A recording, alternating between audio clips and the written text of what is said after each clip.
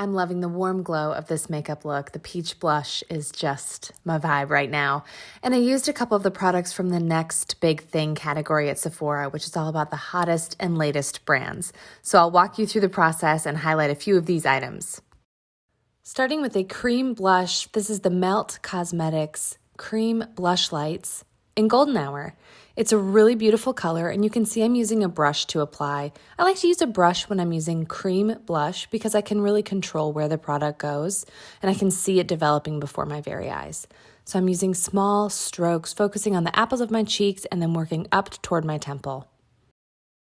Here I'm using the iconic London Illuminator. This is a liquid highlighter that's super easy to use. You've got options with it too. You can mix it into a product. You can use it on its own like I'm doing here.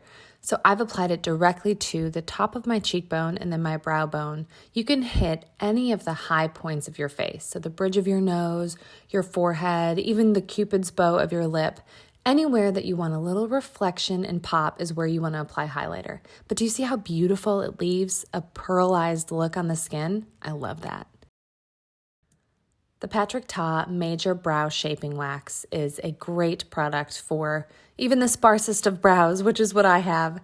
You simply spray a little bit of water onto the wax to activate it, then use a spoolie and brush your eyebrow hairs up and out. You can see here it adds thickness, volume, and gives the brows a little bit more definition than if you were to skip a wax. The end result feels really warm and glowy and reflective. I am all about it these days. I always like when skin looks like skin, and so the highlighter and the cream blush complement natural skin really well. You can find these products at Sephora.